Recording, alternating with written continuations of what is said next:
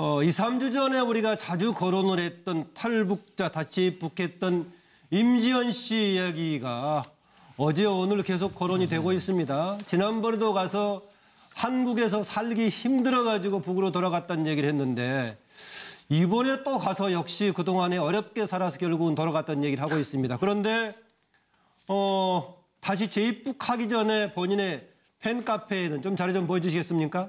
네, 거기에는 정말 그동안에 여기서 잘 살았다는 얘기를 썼습니다. 저는 학교 입학 3월 달에는 팬카페에다가 학교 입학도 하고 일도 하면서 여러분과 같은 바쁜 나날을 보내고 있다라는 얘기였었고 가기 바로 직전인 것처럼 보이는 4월 달에는 저를 무지무지 예뻐해 주시는 우리 여러 팬분의 따뜻한 마음에 더불어 저는 진짜 인생에서 가장 행복한 생일을 맞은 것 같다라고 얘기했었는데요. 그러나 지난번에 바로 북에서 인터뷰했을 때 또 그저께 인터뷰했던 내용 나왔을 때 보면은 정말 탈북해가지고 어렵게 살았다는 얘기를 얘기하고 있는데 그 자료까지 좀 보죠. 그러나 남수는 제가 상상하는 그런 것이 아니었습니다. 제가 돈을 벌기 위해서 술집을 비롯하여 여러 곳을 떠돌아 다녔지만 제 마음대로 되는 것이 없었습니다. 저같이 조국을 배신하고 도주한 여성들에게 차려지는 것은 오직 육체적 고통과 정신적 고통을 따르는 그런 것들이었습니다.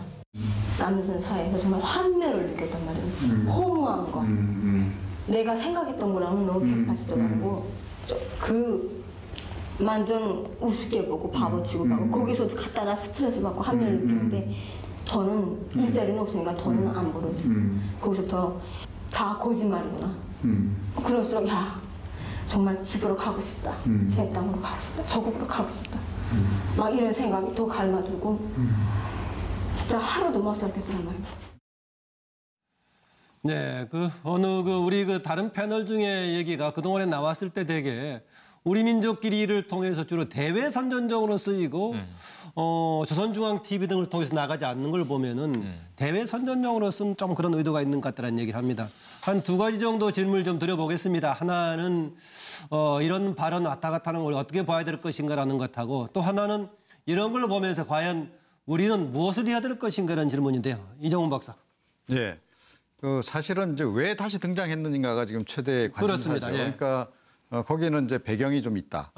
최근에 이제 북한인권연합이라는 쪽에서 이 납치설을 제기를 했습니다. 그러니까 이게 마치 자발적으로 간 것처럼 이렇게 포장이 돼서 방송에 지금 자꾸 나오고 있는데 실제로는 그렇지 않다. 납치됐을 가능성이 굉장히 높고 한 몇 개월만 지나면 이 사람이 어떻게 처리됐는지 처결됐는지 조만간 확인이 가능하다라고 하는 이거를 이야기를 했습니다. 거기에 대한 대응으로 나온 거다. 그러니까 그렇지 않다라고 지금 이제 이야기를 해야 되지 않겠습니까? 네. 그래야 이제 이 처음에 이제 등장시켜서 남한 사회 뭐 실상에 대해서 이야기를 하고 뭐 북한 사회가 좋고 되돌아오고 싶었고 그래서 다른 탈북자들을 좀 선동하는 그런 효과가 있을 텐데 예. 그 효과가 이제 사라지게 될 우려가 이제 생긴 거죠.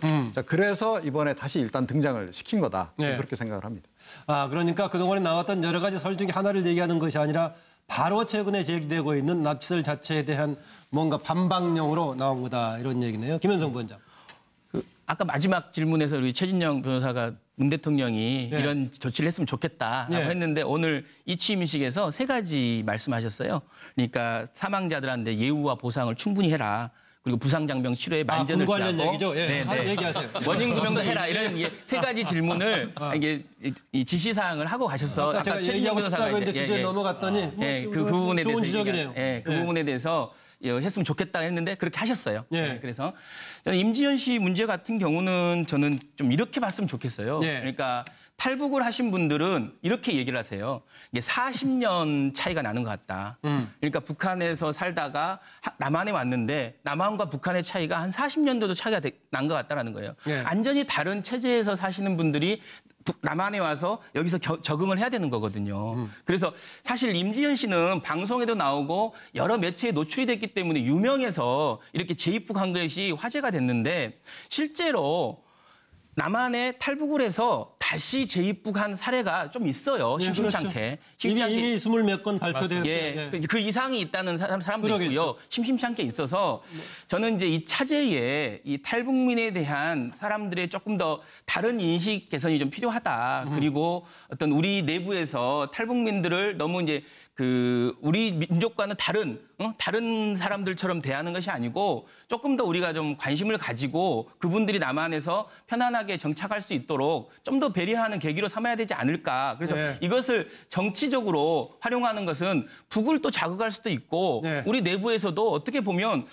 저는 옳지 않다고 봐요. 이제 이거에 대해서 우리가 예를 들면 예단하고 가정에서 앞서가서 판단하는 거. 그러니까 아까 우리 이 박사님 말씀하시듯이 그런 탈북 단체가 그런 식의 얘기를 한다는 것은 정확한 팩트를 가지고 얘기하는 게 가장 맞다. 이 네. 부분은. 그래서 조금 앞서가는 얘기는 조금 자제하면서 좀 지켜볼 필요가 있다라고 저는 생각해요. 다만 저는 이 부분과 관련해서 예. 북한이 이 부분 같은 경우에는 그 북한과 조금 가까운 어떤 언론을 통해서 그 공개하는 매체도 다른 곳이 아닌 네, 두 번째. 유튜브를 통해 가지고 지금 했단 말이에요. 예. 그와 같은 것은 남한과 그리고 남한에 있는 탈북자를 상대로 해서 선전, 이른바 정치적 프로파간다를 지금 하고 있다라고 저는 읽히는 것 같거든요. 예, 예. 사실 저 같은 경우에는 저희 가족들이 하나원이라는 데 가서 현재 탈북자들을 해서 하루 같이 생활을 하고 예, 예. 한국에 적응하는 프로그램을 같이 하기도 합니다. 예. 근데 보면 그분들도 참 애환이 있곤 합니다만 이분이 지금 얘기하는 것이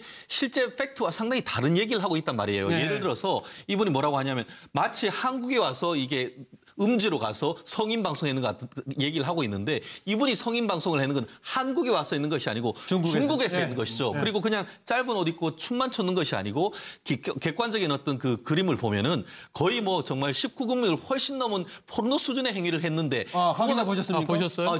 저도 이제 대충 흐리게 된 걸 예. 봤는데요. 그렇기 때문에 정말 본인이 얘기하는 것이 팩트인 것인지 누가 지금 얘기하는 것이 팩트인지는 봤을 때는 오히려 지금 본인의 말이 진실과 다를 가능성이 오히려 높은 것이 아닌가 봅니다. 예. 그런데 제가 이번 두 번째 인터뷰는 첫 번째와 좀 달라요. 네. 첫 번째와 이제 옷차림 또 표정 말하는 부분이 다 달라졌고 훨씬 밝아졌죠. 여기. 예, 그 재미교포 노길남 목사, 씨요. 네. 노길남 목사가 이제 인터뷰이 역할을 하는데 이 내용이 굉장히 연성화돼 있어요. 그 예를 들면 체제를 일방적으로 프로파간다를 하려고 하면 이 노 목사가 이런 질문을 합니다. 자, 남쪽에 가게 된 경위에 대해서 국정원 기획설 같은 이야기를 흘려요. 그런데 이런 얘기를 해요. 한국 사람을 만났는데 남한에 가면 돈을 많이 벌 수 있다고 얘기를 해서 본인이 가기로 결정했다. 그런데 한국에 들어가니까 국정원부터 다 연계돼서 준비가 되어 있더라. 예. 이런 대목들은 조금 이제 사실이 아닌 것을 흘리는 대목이 있는데 예. 그러니까 이제 납치됐다 이게 아니라 내 발로 갔다 이거는 인정을 합니다. 또 하나는 남자친구 문제에 대해서 구설이 있는 걸 물어봐요. 그러니까 예. 의혹을 다 물어보는 거예요. 그러니까 아니 뭐 성인이 남녀 관계가 뭐가 문제냐. 사생활은 보호받아야 되는 거 아니야. 이런 취지의 얘기를 해요. 예. 성인 방송도 그렇고 그래서 상당히 연성화돼서 이야기를 하는 대목에서 이게 체제 간 체제의 어떤 뭐 일방적인 주장보다는 물론 이제 남한 생활에 대해서 환멸, 허무 이런 표현을 쓰긴 합니다. 네. 그럼에도 불구하고 제가 들은 느낌은 임지연 씨가 자기 개인적인 해명을 위해서 네. 마치 이 인터뷰를 활용하는 것 같은 느낌이 들었어요. 네. 조금 두고 볼 문제로 보여집니다. 그 나왔다시피 그 압록강을 헤엄쳐서 건너갔고 바로 그 도착하자마자 북한군이 환영하면서 이끌어줬다라는 것 등 네. 상당히 현실성이 좀 있나라는 생각을 갖게 됩니다. 이런 점은 있습니다.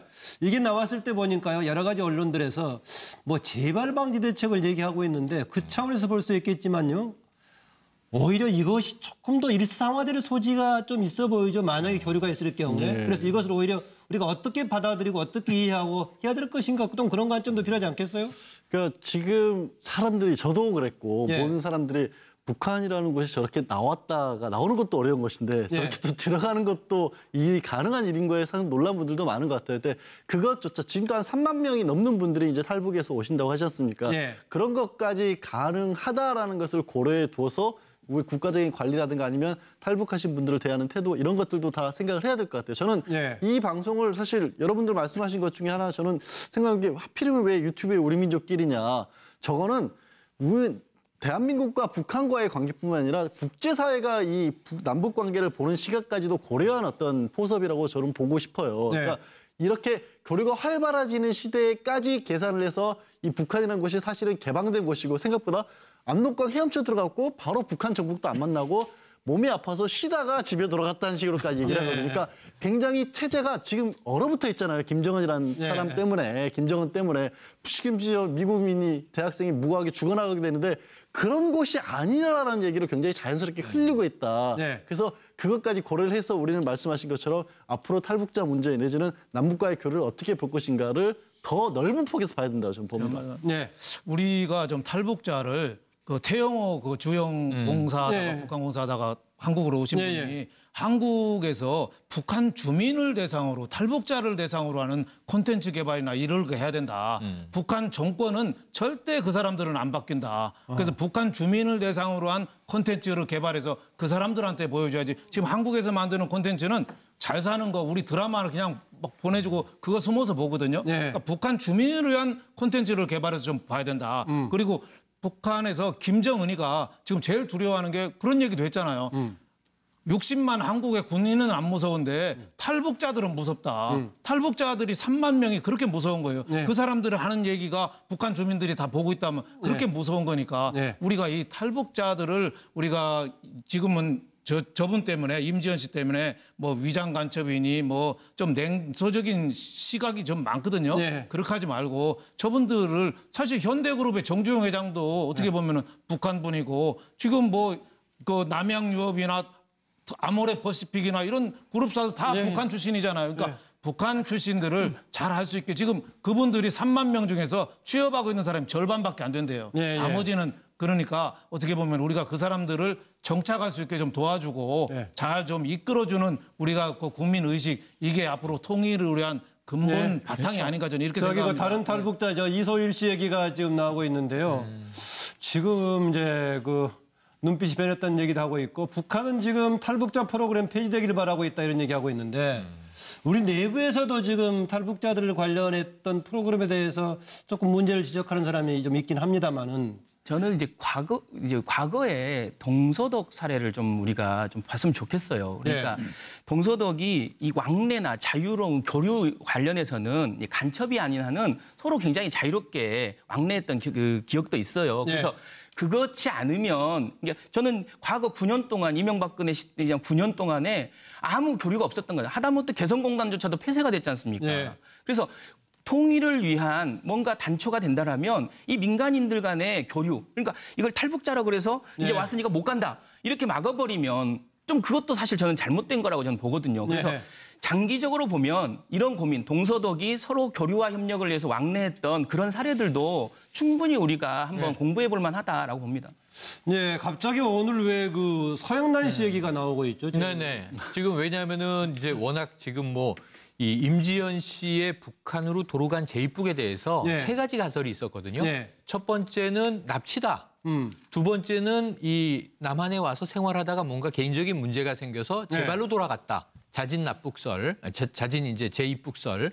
세 번째는 공작원설이 나왔어요. 네. 지금 얘기하신 그 경우가 이중 간첩이나 공작원 아니냐 하는 건데 이 인물이 누구냐 하면은 바로 이제 지난해죠. 독살로 사망한 김정남 씨의 경호원이었던 인물입니다. 그런데 김정남의 경호원이라고 한다면 자, 이 북측에서 붙여준 인물이냐 아니면 자기 보호를 위해서 자기가 고용한 인물이냐. 그런데 사실은 북에서 조정을 했던 인물이다. 그러니까 이제 어찌 보면 감시원으로 붙여놓은 것이고 그런데 어떤 부분이 있냐면 이 두 사람이 내연 관계로 발전을 했다는 이야기가 나와요. 그래서 사실은 김정남은 가족이 있지만 바로 이제 이 서영란과 사실은 남녀 관계로까지 발전을 했다. 근데 그것이 훈련된 임무였던 것이냐 아니면 인간적으로 자연스러운 관계였던 것이냐 이 부분에 대해서도 또 두 가지의 가설이 갈리고 있어서 이 굉장히 미스테리한 부분인데 저도 궁금합니다. 네, 여기까지 좀 마무리하고요. 2, 3주 전에 우리가 자주 거론을 했던 탈북자 다시 입국했던 임지연 씨 이야기가 어제 오늘 계속 거론이 되고 있습니다. 지난번에도 가서 한국에서 살기 힘들어가지고 북으로 돌아갔다는 얘기를 했는데 이번에 또 가서 역시 그동안에 어렵게 살아서 결국은 돌아갔다는 얘기를 하고 있습니다. 그런데 다시 재입국하기 전에 본인의 팬카페에는 좀 자료 좀 보여주시겠습니까? 네, 거기에는 정말 그동안에 여기서 잘 살았던 얘기를 썼습니다. 저는 학교 입학 3월 달에 넣은 팬카페에다가 학교 입학도 하고 일도 하면서 여러분과 같은 바쁜 나날을 보내고 있다라는 얘기였었고 가기 바로 직전인 것처럼 보이는 4월 달에는 저를 무지무지 예뻐해 주시는 우리 여러 팬분의 따뜻한 마음에 더불어 저는 진짜 인생에서 가장 행복한 생일을 맞은 것 같다라고 얘기했었는데요. 그러나 지난번에 바로 북에서 인터뷰했을 때 또 그저께 인터뷰했던 내용 나왔을 때 보면은 정말 탈북해가지고 어렵게 살았다는 얘기를 얘기하고 있는데 그 자료까지 좀 보죠. 그러나 남수는 제가 상상하는 그런 것이 아니었습니다. 제가 돈을 벌기 했는데 오늘 이 취임식에서 3가지 말씀하셨어요. 그러니까 사망자들한테 예우와 보상을 충분히 해라. 그리고 부상장병 치료에 만전을 그 관련 기하고 얘기죠. 예, 하나 얘기하세요. 원인규명도 해라 이런 3가지 질문을 이게 이 지시사항을 하고 가셔서 아까 제가 얘기하고 싶다고 했는데 주제 넘어갔더니 그 부분에 좋은 대해서 지적이네요. 그 부분에 대해서 했으면 좋겠다 했는데 그렇게 하셨어요. 예. 그래서 저는 임지연 씨 문제 같은 경우는 저는 좀 이렇게 봤으면 좋겠어요. 예. 그러니까 탈북을 하신 분들은 이렇게 얘기를 하세요. 이게 40년 차이가 나는 것 같다.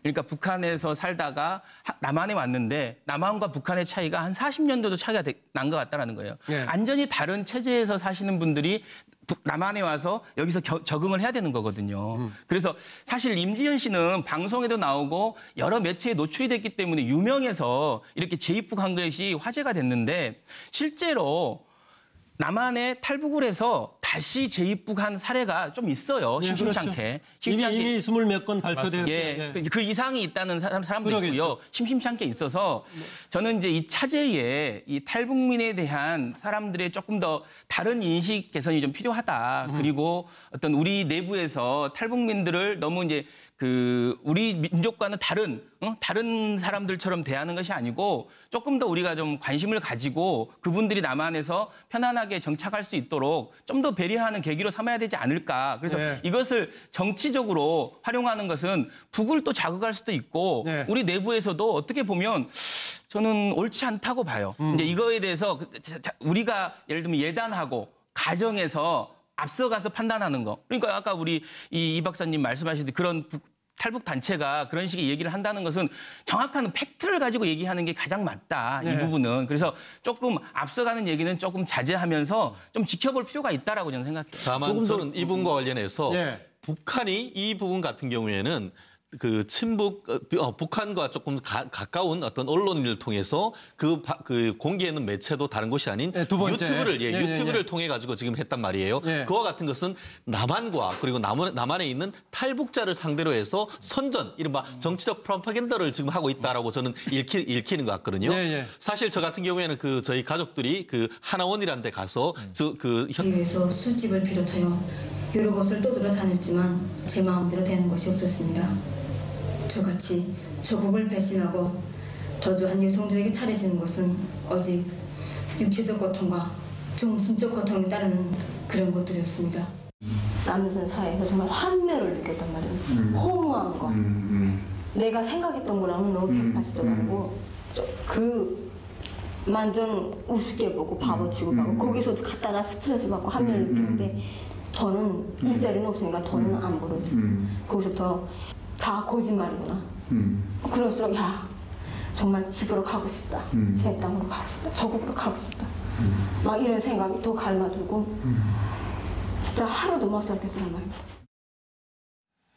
네, 우리 다른 패널 중에 얘기가 그동안에 나왔을 때 되게 우리 민족끼리를 통해서 주로 대외 선전적으로 쓰이고 조선중앙TV 등을 통해서 나가지 않는 걸 보면은 대외 선전용으로 쓴 좀 그런 의도가 있는 것 같다는 얘기를 합니다. 한 2가지 정도 질문을 좀 드려보겠습니다. 하나는 이런 발언 왔다 갔다 하는 걸 어떻게 봐야 될 것인가라는 것하고 또 하나는 이런 걸 보면서 과연 우리는 무엇을 해야 될 것인가라는 질문인데요. 이정훈 박사. 예. 사실은 이제 왜 다시 등장했는가가 지금 최대 관심사죠. 그렇습니다. 예. 그러니까 거기는 이제 배경이 좀 있다. 최근에 이제 북한인권연합이라는 쪽에서 이 납치서를 제기를 했습니다. 그러니까 이게 마치 자발적으로 간 것처럼 이렇게 포장이 돼서 방송에 지금 자꾸 나오고 있는데 실제로는 그렇지 않다. 납치됐을 가능성이 굉장히 높고 한 몇 개월만 지나면 이 사람이 어떻게 처리됐는지 처결됐는지 조만간 확인이 가능하다라고 하는 이거를 이야기를 했습니다. 거기에 대한 대응으로 나온 거다. 그러니까 그렇지 않다라고 지금 이제 이야기를 해야 되지 않겠습니까? 네. 그래야 이제 이 처음에 이제 등장시켜서 남한 사회 실상에 대해서 이야기를 하고 북한 사회가 좋고 되돌아오고 싶었고 그래서 다른 탈북자들을 좀 선동하는 그런 효과가 있을 텐데 예. 그 효과가 이제 사라지게 될 우려가 이제 생긴 거죠. 자, 그래서 이번에 다시 일단 등장을 시킨 거다. 예. 그렇게 생각을 합니다. 그러니까 그동안에 나왔던 여러 가지 설 중에 하나를 얘기하는 것이 아니라 바로 최근에 제기되고 있는 납치설 자체에 대한 뭔가 반박용으로 나온 거다 이런 얘기네요. 김현성 부원장. 아까 마지막 질문에서 우리 최진영 변호사가 문 대통령이 이런 조치를 했으면 좋겠다.